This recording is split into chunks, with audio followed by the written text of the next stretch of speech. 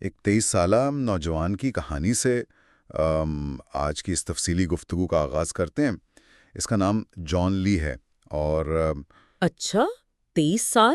یہ تو بہت کم عمر ہے۔ ہاں بالکل، اور اس کی زندگی میں ابھی ایک ایسا لمحہ آیا ہے جسے اگر معاشرے کی نظر سے دیکھیں تو حتمی کامیابی سمجھا جاتا ہے۔ یعنی وہ سب کچھ مل گیا جس کی لوگ تمنا کرتے ہیں۔ بالکل، اسے اپنے خوابوں والی پروموشن مل گئی، ایک زبردست تنخواہ مقرر ہو گئی اور وہ کارنر آفس جس کا اس نے ہمیشہ تصور کیا تھا اب اس کا ہے۔ کیا بات ہے!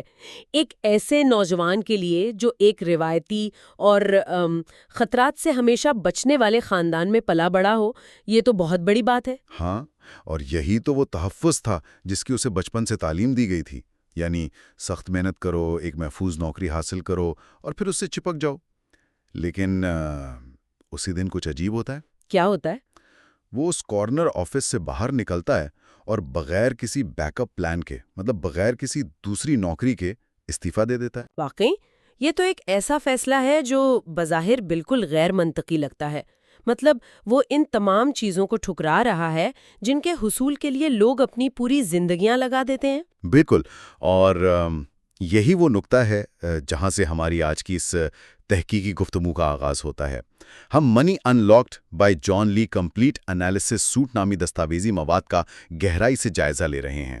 یہ بہت زبردست مواد ہے کیونکہ یہ اسی مفروضے کو توڑتا ہے کہ انسان کو ہمیشہ محفوظ راستہ ہی چننا چاہیے۔ صحیح، اور اس جائزے کا مقصد یہ سمجھنا ہے کہ ہم دولت کے اصل معنی کو کیسے سمجھ سکتے ہیں اور ایک ایسا فائنینشیل آپریٹنگ سسٹم یا مالیاتی نظام کیسے تیار کیا جا سکتا ہے جو صرف بینک اکاؤنٹ کے ہندسوں تک محدود نہ ہو۔ ہاں، بلکہ وہ انسان کو حقیقی آزادی فراہم کرے، اور اس حوالے سے جان لی کا پس منظر سمجھنا میرا خیال ہے بہت ضروری ہے۔ میں بھی یہی سوچ رہا تھا، وہ کوئی روایتی مالیاتی گرو تو ہے نہیں، ہے نا؟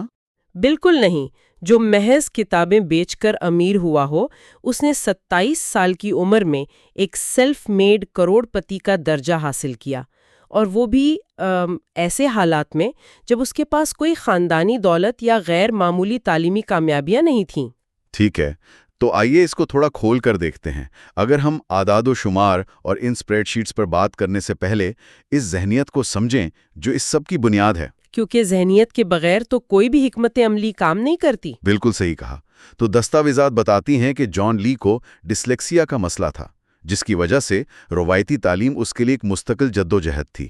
اور اس کا خاندانی پس منظر بھی ایسا تھا جہاں ہر پیسہ بچا کر رکھنے اور خطرے سے بچنے کی تربیت دی جاتی تھی، جسے ہم اسکارسٹی مائنڈ سیٹ یا قلت کی ذہنیت کہتے ہیں۔ ہاں، قلت کی ذہنیت۔ لیکن سوال یہ ہے کہ لوگ اس ذہنیت کا شکار ہوتے کیوں ہیں؟ دیکھیں، اس قلت کی ذہنیت کے پیچھے بھی ایک گہری نفسیاتی وجہ ہے۔ یہ اصل میں ایک بقا کی حکمت عملی ہوتی ہے، یعنی جب وسائل واقعی کم ہوں تو خطرے سے بچنا ایک انتہائی عقلی فیصلہ ہوتا ہے۔ وہ اپنے حساب سے بالکل ٹھیک کر رہے تھے۔ جی بالکل، اس کے خاندان نے اسے وہی سکھایا جو انہوں نے اپنی بقا کے لیے سیکھا تھا۔ لیکن مسئلہ یہ ہے کہ جو ذہنیت انسان کو صرف زندہ رکھتی ہے، وہ ضروری نہیں کہ انسان کو ترقی بھی دے۔ بالکل یہی بات ہے۔ جان لی کو اس خاندانی سبق سے آگے بڑھنے کا راستہ ڈھونڈنا تھا۔ اسے معلوم تھا کہ اگر وہ خطرہ مول نہیں لے گا تو وہ بھی اسی دائرے میں پھنسا رہے گا۔ لیکن یہ بات ہضم کرنا تھوڑی مشکل ہے، کیونکہ جب کسی کے پاس بل ادا کرنے کے پیسے نہ ہوں تو وہ بڑے خواب کیسے دیکھ سکتا ہے؟ یہ ایک فطری سوال ہے، اور اسی رات استعفیٰ دینے سے پہلے جب جان لی خوفزدہ تھا تو اس کی پارٹنر نے اس سے ایک ایسا سوال پوچھا جس نے اس کی سوچ کا زاویہ ہی بدل دیا۔ اچھا، کیا سوال تھا وہ؟ اس نے پوچھا، کیا ہوگا اگر یہ کامیاب ہو جائے؟ واہ، کیا ہوگا اگر یہ واقعی کام کھل جائے؟ جی، اس ایک چھوٹے سے سوال نے خوف کی جگہ ان امکانات کو دے دی جو آگے موجود تھے۔ یہ انسانی نفسیات کی ایک بہت بڑی تبدیلی ہے۔ ہاں، کیونکہ خوف تو انسان کو ہمیشہ بدترین نتائج ہی دکھاتا ہے نا؟ بالکل، جب ذہن یہ سوچتا ہے کہ اگر یہ کامیاب ہو جائے تو وہ خود بخود ان رکاوٹوں کے حل تلاش کرنے لگتا ہے، اور یہیں سے جان لی نے دولت کی ایک نئی تعریف وضع کی، جس کے مطابق دولت کا مطلب پیسہ اکٹھا کرنا نہیں ہے؟ نہیں، بالکل نہیں۔ دولت کا مطلب ہے آزادی، اپنی مرضی سے جب چاہیں، جس کے ساتھ چاہیں، جو چاہیں کرنے کی آزادی۔ زیادہ تر لوگ پیسے کو حتمی منزل سمجھتے ہیں، لیکن اس نظام میں پیسہ صرف ایک سواری ہے۔ اور اصل منزل انسان کا اپنے وقت پر اختیار ہے۔ میں یہاں امیر اور دولت مند ہونے کے درمیان فرق کو ایک مثال سے واضح کرنا چاہوں گا۔ جی ضرور بتائیں۔ یہ ایسا ہی ہے کہ ایک شخص بہت مہنگی اور تیز رفتار ٹریڈ مل پہ دوڑ رہا ہے۔ اس کے پاس بڑی گاڑی ہے، گھر عالی شان ہے، یعنی اس کی آمدنی بہت زیادہ ہے۔ لیکن وہ اس ٹریڈ مل سے اتر نہیں سکتا۔ بالکل۔ اگر وہ بھاگنا چھوڑے گا تو اس کا طرز زندگی زمین پر آ گرے گا۔ اسے امیر تو کہا جا سکتا ہے، لیکن آزاد نہیں۔ اور دوسری طرف دولت مند ہونے کا مطلب ہے فعال آمدنی پر کم انحصار کرنا اور زیادہ آسیتیں بنانا۔ یعنی وہ سوتے ہوئے بھی کما رہا ہو۔ ہاں، مثال کے طور پر ایک ایسا شخص جو ریٹائر ہو چکا ہے، جس کے پاس مناسب آسیتیں ہیں اور وہ اپنی ضرورت کے مطابق سالانہ اخراجات پورے کر رہا ہے۔ وہ بظاہر شاید اتنا امیر نظر نہ آئے، لیکن وہ دولت مند ہے کیونکہ اس کے پاس آزادی ہے۔ لیکن ذرا رکیے، میں یہاں ایک چیز پر اعتراض کرنا چاہتا ہوں۔ یہ سب باتیں سننے میں تو بہت متاثر کن لگتی ہیں، لیکن ایک محفوظ نوکری چھوڑنا ایک عام انسان کے لیے بہت بڑی بے وقوفی نہیں ہے؟ مطلب آپ کو لگتا ہے کہ یہ غیر ضروری خطرہ ہے؟ ظاہر ہے، خاص طور پر جب خاندان کی ذمہ داریاں ہوں۔ کیا یہ اندھا دھند کھائی میں چھلانگ لگانے کے مترادف نہیں ہے؟ کوئی کیسے یہ خطرہ لے لے؟ یہاں جو بات سب سے حیران کن ہے وہ یہ کہ دستاویزات میں اس کی گہرائی سے وضاحت کی گئی ہے۔ جان خلات کو اندھا دھند قبول نہیں کرتا۔ اس کی خطرے کے حوالے سے ریاضیاتی اور نفسیاتی سوچ بہت سلجھی ہوئی ہے۔ اچھا، وہ کیسے؟ وہ رسک ایکویژن یا خطرے کی مساوات پیش کرتا ہے۔ اس کے مطابق خطرہ 3 چیزوں کا مجموعہ ہے: غیر یقینی صورتحال، ممکنہ نقصان اور نقصان برداشت کرنے کی صلاحیت۔ یعنی وہ بغیر سوچے سمجھے چھلانگ نہیں لگاتا؟ بالکل نہیں، وہ اپنے فیصلوں کو ڈی رسک کرتا ہے، یعنی خطرے کو بتدریج کم کرتا ہے۔ وہ ماہرین اور مینٹورز تلاش کرتا ہے، چھوٹے پیمانے پر ٹیسٹ کرتا ہے تاکہ اگر نقصان ہو بھی تو وہ اتنا نہ ہو کہ انسان دوبارہ کھڑا نہ ہو سکے۔ جی، اور جو انسان علم اور تجربہ حاصل کرتا ہے، اس کی نقصان برداشت کرنے کی صلاحیت خود بخود بڑھ جاتی ہے۔ یہ بات تو بہت منطقی ہے۔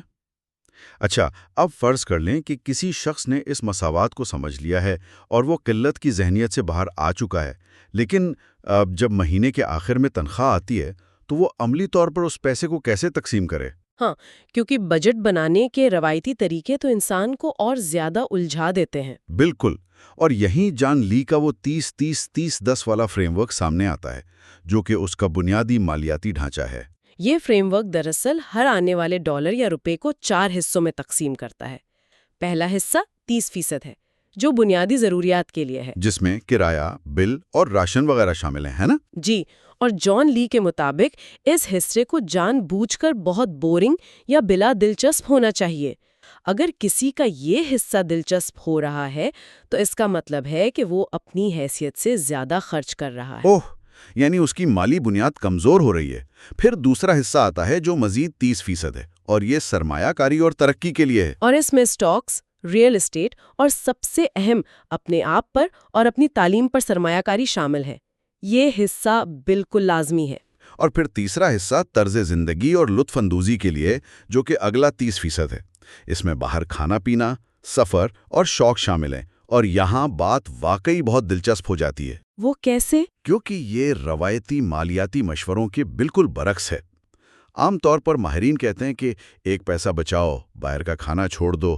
یہ بالکل ایک ایسی سخت ڈائٹ کی طرح ہوتا ہے جہاں انسان خود کو مہینوں بھوکا رکھتا ہے، اور پھر ایک دن تنگ آ کر حد سے زیادہ کھا لیتا ہے۔ بالکل اوور ایٹنگ کر لیتا ہے۔ لیکن چان لی کے نظام میں طرز زندگی کے لیے 30% رکھنا ایک متوازن خوراک کی طرح لگتا ہے، جہاں انسان کو گھٹن محسوس نہیں ہوتی، وہ زندگی کا مزہ بھی لے رہا ہے۔ یہ نفسیاتی طور پر بہت اہم ہے۔ یہ پیسہ بغیر کسی احساس جرم کے خرچ ہونا چاہیے، کیونکہ یہی چیز انسان کو احساس دلاتی ہے کہ وہ کوئی مشین نہیں ہے۔ لیکن اگر ہم اسے بڑی تصویر کے ساتھ جوڑیں تو اس سارے فریم ورک میں جو سب سے طاقتور حصہ ہے وہ آخری 10% ہے۔ یعنی وہ حصہ جو عطا کرنے یا صدقہ و خیرات کے لیے؟ جی، زیادہ تر لوگوں کا خیال ہوتا ہے کہ جب وہ امیر ہو جائیں گے تب وہ دوسروں کی مدد کریں گے، لیکن جان لی سکھاتا ہے کہ دینا صرف ایک اخلاقی فریضہ نہیں ہے، بلکہ یہ ایک نفسیاتی ہتھیار ہے۔ وہ کس طرح؟ جب کوئی انسان اپنی کمائی کا 10% دوسروں کو دیتا ہے تو اس کے دماغ کو ایک سگنل جاتا ہے کہ میرے پاس میری ضرورت سے زیادہ وسائل موجود ہیں۔ واہ، یہ عمل انسان کو اندرونی طور پر قلت کی ذہنیت سے نکال کر فراوانی کی طرف لے جاتا ہے۔ بالکل، یہ برن آؤٹ اور قلت کے خوف دونوں سے بچاتا ہے۔ لیکن بجٹ بنانا تو صرف ایک دفاعی حکمت عملی ہے نا؟ اس سے کوئی شخص محفوظ تو ہو سکتا ہے، لیکن اصل آزادی تو اپنا وقت واپس خریدنے میں ہے۔ اور وقت واپس خریدنے کے لیے انسان کو آمدنی کے درجات یا لیولز کو سمجھنا پڑتا ہے۔ دستاویزات میں آمدنی کے 3 درجے بتائے گئے ہیں۔ پہلا درجہ فعال آمدنی یا ایکٹیو انکم ہے، جہاں وقت دے کر پیسہ کمایا جاتا ہے۔ جیسے کوئی روایتی نوکری۔ جی، اور اس کا سب سے بڑا مسئلہ اس کی حد بندی ہے۔ دن میں صرف 24 گھنٹے ہوتے ہیں، کوئی شخص کتنی ہی محنت کر لے وہ اس سے زیادہ وقت نہیں دے سکتا۔ اس لیے اسے دوسرے درجے یعنی غیر فعال آمدنی یا پیسو انکم کی طرف جانا پڑتا ہے، جو دراصل ایک پل کا کام کرتی ہے۔ بالکل، اس میں شروع میں تو محنت لگتی ہے، جیسے کوئی پراپرٹی خریدنا یا کوئی ڈیجیٹل پروڈکٹ بنانا، لیکن پھر پیسہ خود بخود آنے لگتا ہے۔ اور پھر منزل آتی ہے، یعنی تیسرا درجہ، جسے لیوریجڈ انکم کہتے ہیں، جہاں انسان کو خود کام نہیں کرنا پڑتا بلکہ نظام اور دوسرے لوگ اس کے لیے کام کرتے ہیں۔ لیکن میں یہاں ایک زمینی حقیقت کی طرف آنا چاہتا ہوں۔ جی فرمائیں۔ جان لی کہتا ہے کہ سائیڈ ہسل کے ذریعے لیول 2 تک پہنچنا چاہیے، لیکن سائیڈ ہسل کا نام سنتے ہی تھکاوٹ کا احساس ہوتا ہے۔ لوگ دن بھر نوکری کرتے ہیں، رات کو جاگ کر کام کرتے ہیں اور آخر کار برن آؤٹ کا شکار ہو کر واپس لیول 1 پر گر جاتے ہیں۔ لوگ وہیں کیوں پھنسے رہتے ہیں؟ اس سے ایک اہم سوال پیدا ہوتا ہے۔ لوگ لیول 1 پر اس لیے پھنسے رہتے ہیں کیونکہ وہ سخت محنت کر کے صرف اپنے وقت کا معاوضہ بڑھانے کی کوشش کرتے ہیں۔ جان لی سکھا رہا ہے کہ وقت اور معاوضے کا تعلق توڑنا ضروری ہے، یعنی ان کو ڈی کپل کرنا ہے۔ جی، اس کے لیے وہ سائیڈ ہسل کے 4 مراحل بتاتا ہے: ایکسپلور، بلڈ، اسکیل اور ٹرانزیشن۔ ایکسپلور کے مرحلے میں انسان مختلف چیزیں آزما کر دیکھتا ہے کہ مارکیٹ کو کیا چاہیے، اور بلڈ کے مرحلے میں وہ اس چیز کو ایک پروڈکٹ کی شکل دیتا ہے۔ بالکل، لیکن سب سے بڑی رکاوٹ تیسرے مرحلے میں آتی ہے، یعنی اسکیل یا پھیلانے کے مرحلے میں۔ یہاں انسان کو خود کام کرنے کے بجائے دوسروں کو کام سونپنا پڑتا ہے۔ زیادہ تر لوگ یہی ناکام ہوتے ہیں کیونکہ وہ ہر کام خود کرنا چاہتے ہیں۔ اور ایک اور جال جس کا ذکر ہوا ہے وہ ہے بزی ورک۔ ہاں، یہ بہت خطرناک ہے۔ لوگ ایسے کاموں میں مصروف رہتے ہیں جو سرگرم تو لگتے ہیں، جیسے ای میلز کو بار بار ترتیب دینا، لیکن ان سے مالیاتی فائدہ صفر ہوتا ہے۔ یہ تو کام کرنے کا وہم ہے، اصل کام نہیں۔ بالکل، اور جان لی واضح کرتا ہے کہ اپنی لیول 1 کی نوکری اس وقت تک نہیں چھوڑنی چاہیے جب تک کہ لیول 2 کی آمدنی آپ کے ضروری اخراجات کا 70 سے 80% پورا نہ کرنے لگے۔ یہ واقعی بہت محتاط حکمت عملی ہے۔ اچھا، اب جب انسان آمدنی کو بڑھانے کی بات کرتا ہے تو کچھ ایسی چھپی ہوئی طاقتیں ہیں جو اس سفر کو تیز کر دیتی ہیں، لیکن سب سے پہلے یہ سمجھنا ضروری ہے کہ اصل میں پیسہ ہے کیا؟ ہاں، پیسے کی نوعیت کو سمجھنا۔ ہم پیسے کو ایک ٹھوس چیز کیوں سمجھتے ہیں، جیسے یہ کوئی سونا یا چاندی ہو؟ بالکل، ہم نے تو ہمیشہ یہی سمجھا ہے۔ پیسے کی سائنس کو سمجھنا اس پورے تجزیے کا ایک بہت اہم حصہ ہے۔ جان لی بتاتا ہے کہ پیسہ کوئی ٹھوس چیز نہیں ہے، بلکہ انسانی معاملات کو جوڑنے والی ایک ٹیکنالوجی ہے۔ یہ صرف تبادلے کا ایک ذریعہ ہے۔ تو یہ بنتا کیسے ہے؟ کیا صرف حکومتیں اور سینٹرل بینک مشینیں چلا کر پیسہ چھاپتے ہیں؟ نہیں، سینٹرل بینک تو بہت کم فیصد پیسہ چھاپتے ہیں۔ دستاویزات کے مطابق مارکیٹ کا 97% پیسہ کمرشل بینکس کے فریکشنل ریزرو سسٹم کے ذریعے اور اثاثوں کی قیمت بڑھنے سے مارکیٹ میں آتا ہے۔ ذرا رکیے، میں اس بات کو پوری طرح سمجھنا چاہتا ہوں۔ کیا اس کا مطلب یہ ہے کہ جب کوئی شخص بینک میں $100 جمع کرواتا ہے تو بینک وہ $100 کسی تجوری میں بند نہیں کرتا، بلکہ وہ اس میں سے فرض کرے $90 کسی اور کو قرض دے دیتا ہے اور اس طرح ہوا سے نیا پیسہ بن جاتا ہے؟ بالکل ایسا ہی ہوتا ہے۔ وہ $90 جو قرض دیے گئے وہ دوبارہ کسی بینک میں جمع ہوتے ہیں اور پھر اس کا 90% دوبارہ قرض دے دیا جاتا ہے۔ اس طرح ایک ہی $100 کئی $100 پیدا کر دیتے ہیں۔ تو اس کا مطلب ہے کہ یہ کوئی زیرو سم گیم نہیں ہے جہاں کسی ایک کے امیر ہونے کے لیے دوسرے کا غریب ہونا ضروری ہو۔ پیسہ تو مسلسل پیدا ہو رہا ہے۔ جی ہاں، اور جب انسان پیسے کو ایک اخلاقی پیمانے کی بجائے صرف ایک ٹیکنالوجی سمجھتا ہے تو اس کے ذہن سے وہ خوف ختم ہو جاتا ہے جو قلت کی ذہنیت پیدا کرتا ہے۔ تو یہ سب کا مطلب کیا ہے؟ یہ ایسا ہے جیسے زیادہ تر لوگ ایک ندی کے سب سے سست بہاؤ میں کھڑے ہیں جو کہ ان کی محنت سے ملنے والی تنخواہ ہے، جبکہ دولت مند لوگ اپنا پرسنل برانڈ اور انویسٹمنٹ استعمال کر کے تیز بہاؤ والے راستوں پر اپنے جال بچھاتے ہیں۔ اور پرسنل برانڈ کی بات کی جائے تو جان لی کی کامیابی کا بھی ایک بہت بڑا راز تھا۔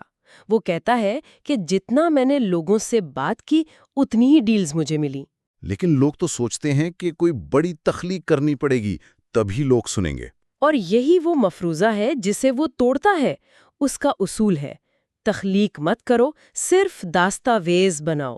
جو کچھ سیکھ رہے ہو بس اسے ایمانداری سے دوسروں کے ساتھ مفت میں شیئر کرو، اسی سے آپ کی کریڈیبلٹی بنتی ہے۔ بالکل۔ تو اگر ہم اس سارے سفر کا خلاصہ کریں تو قلت کی ذہنیت کو چھوڑ کر فراوانی کو اپنانا، 30-30-30-10 کے اصول پر عمل کرنا اور پھر اپنی آمدنی کو فعال سے نکال کر لیوریجڈ میں بدلنا ہے تاکہ آپ کو وقت کی آزادی ملے۔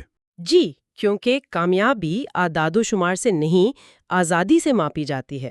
اور سننے والوں کے لیے یہ جاننا ضروری ہے کہ یہ اچانک چھلانگ لگانے والا سفر نہیں، بلکہ آہستہ اور منصوبہ بندی کے تحت حاصل کی جانے والی آزادی ہے۔ بالکل۔ اور اب آخر میں ایک ایسا سوال چھوڑنا چاہتا ہوں جو بظاہر ان دستاویزات میں براہ راست تو بیان نہیں ہوا، لیکن اسی سے جڑا ہے۔ جان لی نے یہ تو سکھا دیا کہ مالیاتی آزادی کیسے حاصل کرنی ہے تاکہ انسان جو چاہے کر سکے۔ جی بالکل سکھا دیا۔ لیکن جب انسان لیول 3 پر پہنچ کر مکمل آزادی حاصل کر لیتا ہے تو اس کے بعد کیا؟ یہ واقعی ایک گہرا سوال ہے۔ اگر زندگی کا کوئی بڑا اور گہرا مقصد نہ ہو تو کیا یہ لامحدود مالیاتی آزادی خود ایک نئی نفسیاتی الجھن نہیں بن سکتی؟ کیا پیسہ اور آزادی اصل مقصد ہیں یا اصل مقصد تک پہنچنے کی محض چابیاں؟ اور اگر وہ بڑا مقصد ہی نہ ہو تو انسان ایک عجیب خالی پن کا شکار ہو سکتا ہے۔ بالکل۔ ہم اس سوال کو سننے والوں کی سوچ و وچار کے لیے چھوڑتے ہیں۔ تصور کریں کہ اس کارنر آفس کا دروازہ اب کھل چکا ہے، انسان باہر کھڑا ہے، لیکن اب جانا کہاں ہے؟